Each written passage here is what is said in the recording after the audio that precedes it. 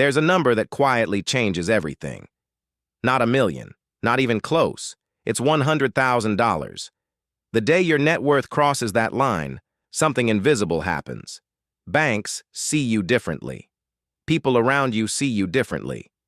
And whether you admit it or not, you start to see yourself differently too. This is why. Here's what nobody tells you about 100 grand. It's not really about the money. $100,000 won't let you quit your job. It won't buy a house in cash in most cities. On paper, it barely changes your daily life. But behind the scenes, it flips a switch. It moves you from one category of human to another. In the next few minutes, I'm going to show you the 6 ways the world starts treating you differently the moment you hit it, and why the people who understand this get rich, while everyone else stays stuck chasing the wrong number. So why 100,000?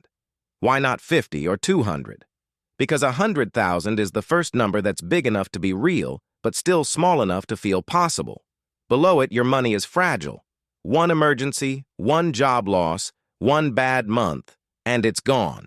You're always one step from zero. Above it, something shifts. You have a buffer. You have options. And options change how you move through the world. Think about what it actually takes to save $100,000. It's not luck. You can't stumble into it. Lottery winners don't have 100 grand saved. They had nothing. Then they had a windfall. Then they had nothing again. Real savings are different. To put away 100,000, you had to earn consistently, spend less than you made, and do it over and over for years. That number is proof. It's evidence of a habit. And here's the part that matters. Other people can sense that habit, even if they can't see the balance. The way you talk about money changes. The way you handle pressure changes. You stop flinching at a $400 bill. You stop living inside every paycheck. People notice that calm, and they respond to it. There's an old line in investing circles. The first 100,000 is the hardest. After that, the math starts doing the heavy lifting. We'll get to exactly why that's true. But the psychology comes first, because the psychology is what most people completely miss. $100,000 isn't a finish line. It's a status change. So let's break down what actually changes, starting with the institutions that used to treat you like prey. Way number 1. Banks start treating you completely differently.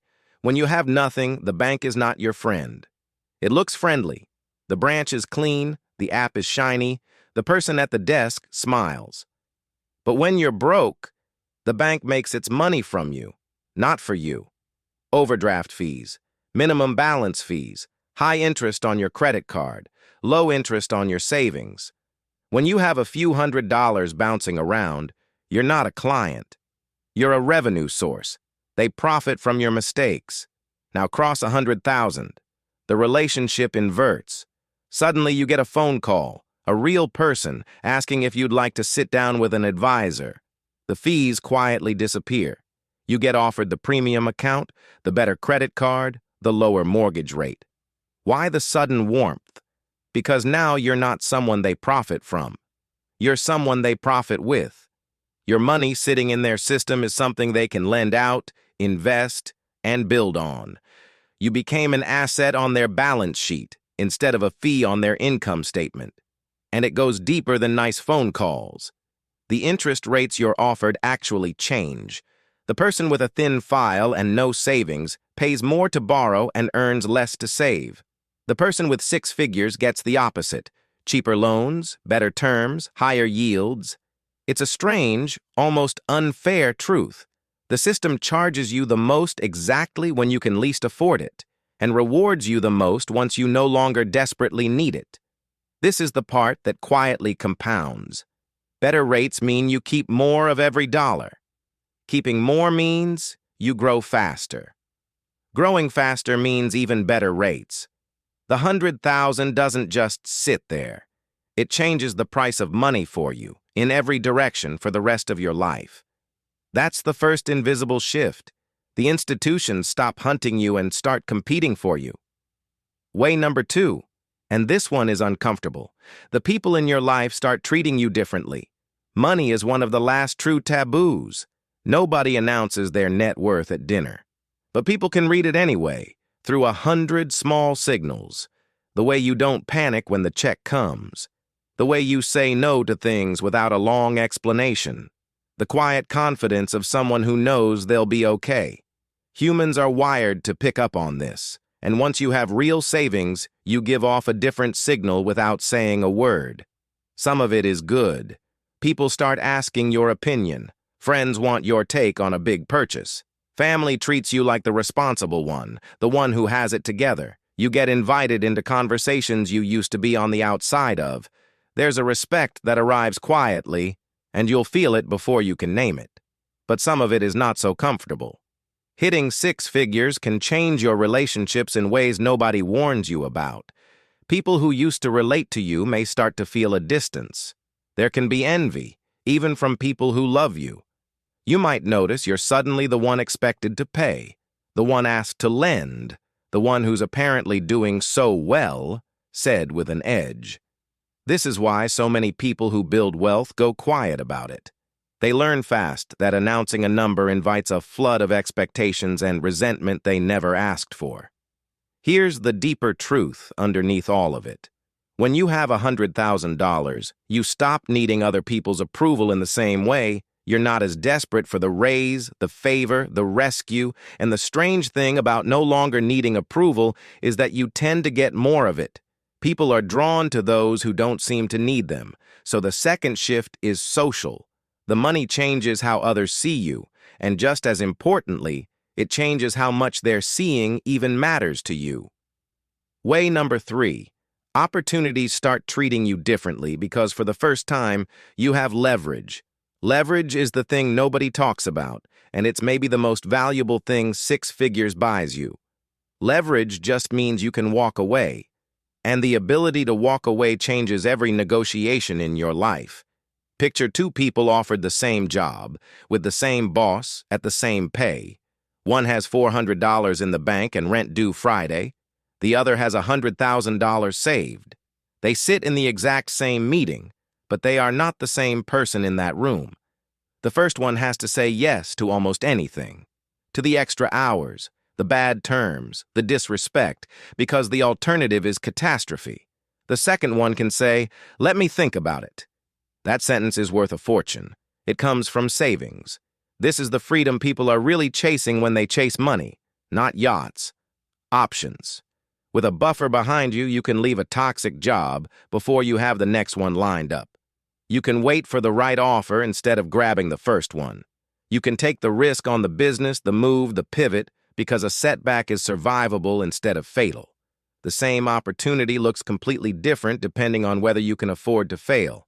And opportunities find people with leverage, because people with leverage can act. When a deal needs someone who can move quickly, who can put a little capital in, who won't fold under pressure, that's not the person living paycheck to paycheck. It's the person with a cushion.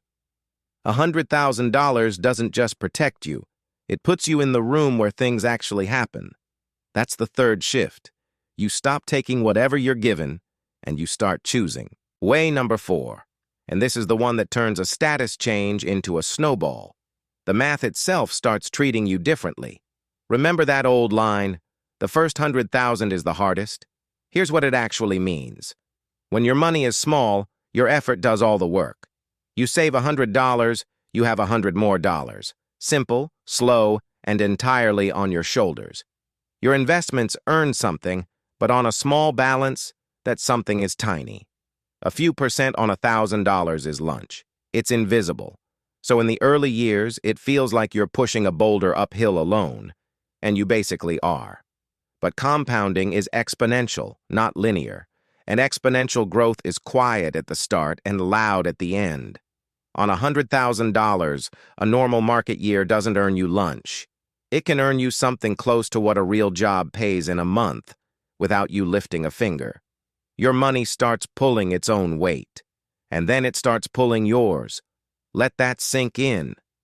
There's a point where your savings generate more in a year than you could add by hand from your salary. That's the crossover. Before it, you carry your money.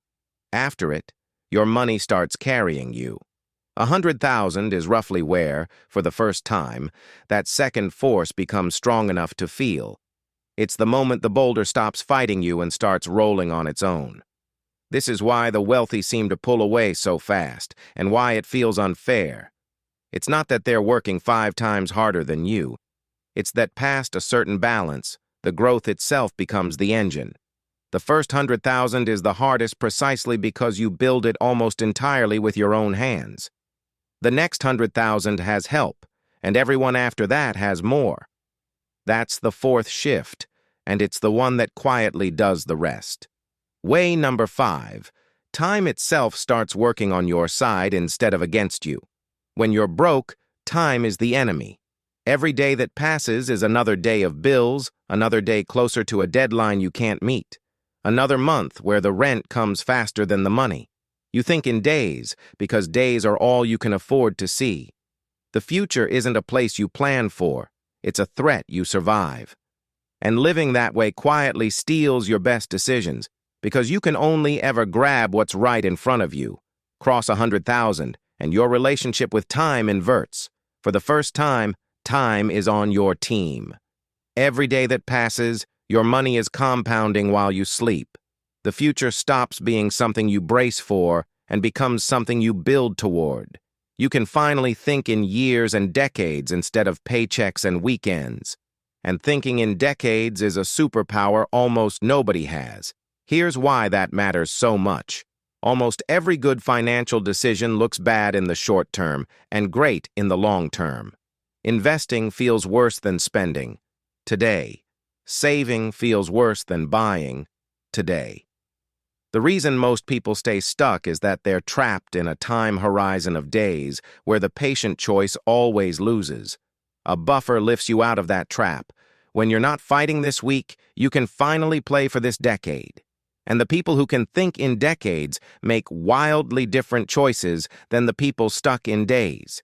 They let investments ride through the crashes that scare everyone else out. They buy when others panic because they're not desperate for the cash. They pass on the quick win for the bigger one down the road. None of that is genius. It's just what becomes possible when time stops being your enemy. That's the fifth shift. You stop surviving the calendar and start using it. Way number 6, and it might be the most important of all. You start treating yourself differently. This is the shift hiding underneath every other one. Because long before the world changes how it sees you, the number changes how you see yourself. When you've proven you can save $100,000, a quiet belief settles in. I can do hard things with money. I'm not the person money happens to. I'm the person who's in control of it. That identity shift is worth more than the balance. Suddenly, you make decisions from a place of calm instead of fear. Fear makes terrible money choices. Fear sells at the bottom, panics over small bills, grabs the first bad job, buys things to feel okay. Calm does the opposite. Calm waits. Calm negotiates. Calm lets investments grow instead of yanking them out at the worst moment. The same market crash that terrifies someone with no buffer is just a Tuesday for someone who knows they're fine. You also stop spending to prove something. So much spending is really about identity. Buying the thing to feel like the kind of person who has the thing. But when your bank account already tells you who you are, the need to perform it for strangers fades. Ironically, the person with 100,000 saved often spends less on show than the person with nothing because they have nothing left to prove. And here's the loop that ties it all together. The calm makes you better with money. Being better with money grows the number. The bigger number deepens the calm. Most people are stuck in the opposite loop. Fear leads to bad decisions. Bad decisions keep them broke. Being broke feeds the fear. $100,000 is often what breaks the bad loop and starts the good one. That's the fifth shift. You stop being ruled by money and you start running it. So how do you actually get there if you're not there yet? The honest answer is boring, and that's exactly why it works. There's no trick. The first 100,000 is built on 3 plain habits. Repeat it until they stop being decisions and start being who you are. First, the gap. Spend meaningfully less than you earn, and protect that gap like it's the most important thing you own. Because it is. Every dollar of that gap is a brick. Second, automate it. Don't rely on willpower at the end of the month when willpower is gone. Move the money the day it lands before you can feel it leave. The savings you never see are the savings you never miss. Third, give it time and stay invested through the scary parts. Compounding only works if you let it. The people who win aren't the smartest. They're the ones who didn't interrupt the process. That's it. Earn, keep the gap, automate, stay in, repeat. It's slow for a long time, and then one day the number is real, and the world quietly rearranges itself around you. The hardest part isn't the math.